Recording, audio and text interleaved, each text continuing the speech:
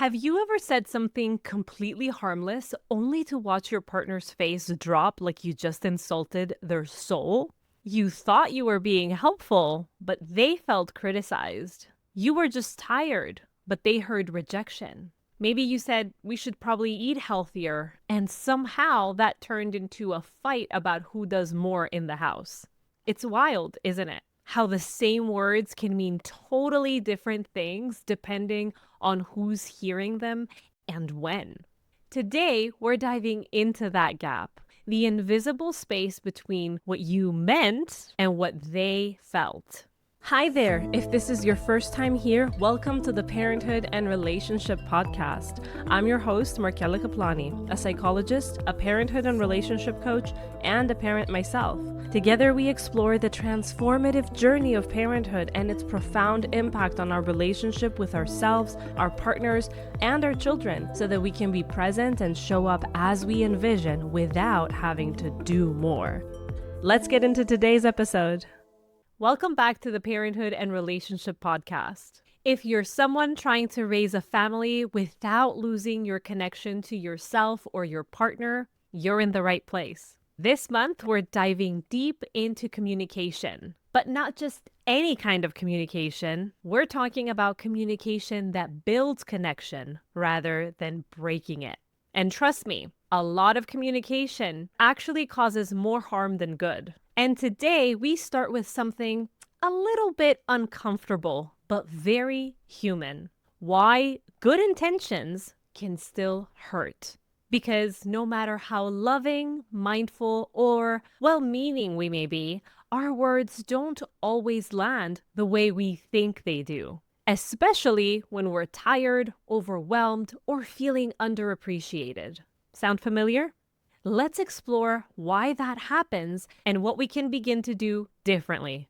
Oh, but before we dive in, let me just quickly remind you of the fact that if you have not signed up for my weekly love letter, the Sunday Reconnect, you are missing out on one insight, one exclusive tool, and one 3-minute reset, all sent to you for free straight to your inbox. While relevant to the weekly episode that is released, they are always helpful at any point in your journey. So make sure you sign up at markellakaplani.com/newsletter.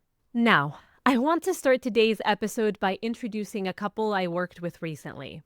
Let's call them Anna and Theo. Anna had just returned to work after their second child. So she was at a phase where she was trying to juggle professional life, kids, her identity as a mom, needs, wants of everybody. And then one night, Theo casually over dinner says, I don't think the kids have eaten a real vegetable all week. Now, to Theo, this was a light comment. Maybe it was even funny. At worst, it was a concern. Maybe he was wondering what they could both do better. But to Anna, who was exhausted and already doubting whether she was doing enough, it felt like a dagger, a critique. Her inner monologue began. He thinks I am failing at feeding our kids. He doesn't see how hard I'm trying. This is the gap that I want to talk about today. The space between what we mean and how it's received.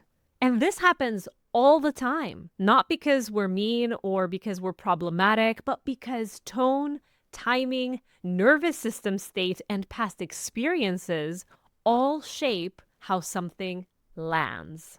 Your partner may say, why didn't you tell me that you had that meeting today? And you may hear, you're disorganized. You don't consider me. You say, I just need 5 minutes of quiet time. And they hear, you don't want to be with us. We're not hearing each other clearly because we're listening through layers. Layers of tiredness, insecurity, childhood conditioning, and emotional backlog. And now it's time to go a little deeper. Have you ever noticed how a little comment that wouldn't bother you on a good day completely unravels and derails you on a bad one? That's because when we're dysregulated, our brain interprets things as threats. A simple, neutral statement can feel loaded. Our body picks up on danger before our mind can make sense of it. Here's an example from a mom I worked with. Let's call her Julia. She told me that her partner, we'll name him Mark, walked into the kitchen one afternoon and said, "You're still in your pajamas?" And in that instant, she felt shame. And so she snapped. "Do you even know what kind of a day I've had?" she asked him. From Mark's point of view, his comment was based on surprise, maybe even curiosity, about the fact that Julia was in her pajamas in the middle of the day, which is something that she never did. It could have been received as consideration, as a way to show that he's noticing her and maybe even a concern, to check in whether she's all right, if she needs something. But what Julia heard was judgment. And from her point of view and her state of stress in that moment, she too was right in her own truth.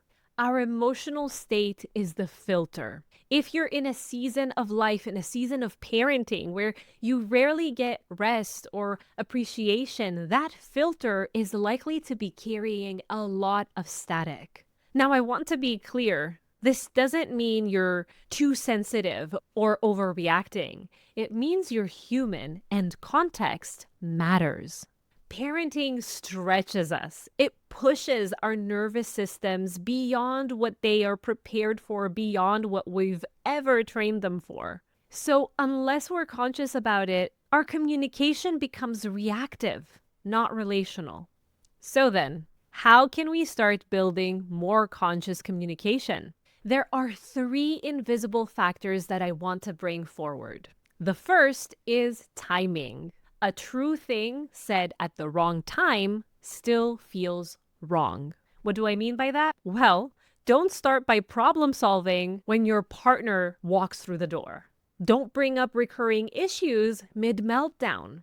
Emotional readiness is key. Read the room. Then there's tone. Tone isn't just about volume or pitch. It carries emotion. Even saying thank you can sound biting when your tone is resentful. Thank you. Most of what we communicate is nonverbal. In fact, just yesterday, I was listening to a favorite podcast of mine, and the guest, a former FBI agent, was saying that there are studies, numerous of them, that reveal that we form an impression on a person in just 3 milliseconds, faster than we can blink. So it's easy to understand that when my tone and my words mismatch, people will believe the tone, as well as the microexpressions that our brain registers, often subconsciously. Finally, there's unspoken baggage. We all carry stories about who does more in the home, about what makes a good partner, about what effort looks like. These unspoken stories silently inform what we expect and how we interpret what's going on. Your truth is probably quite different from my truth, but they can both be equally true because I judge what I do and what you do from my own value system and vice versa. If our value systems mismatch, and believe me, that is more common than not, then we could end up feeling like we are the ones pulling all the weight of what we think is the most important thing and what we consider as hardest to do. Looking back at our other couple, that first one that I mentioned, when Theo talked about the vegetables, he wasn't just talking about dinner. Not to Anna, at least. Anna heard every story she had internalized about motherhood and how she was supposed to show up, about failure or about not feeling seen. If we don't recognize that these deeper currents exist, we assume bad intentions. But often the hurt isn't about malice. It is about what is stirring up on the inside. Now, whether it's Julia or Theo or Mark or you or me that snaps or feels unjustly treated and hurt, we are not here to demonize that. I want to make that perfectly clear. When we feel that way, when that happens though, it's important that we take a step back and try to understand what this reaction, what this feeling means for us. What need is trying to be illuminated rather than just stay with the hurt that we believe that the other person solely caused, and therefore assume or assert that the other person should fix, restore, or make up for.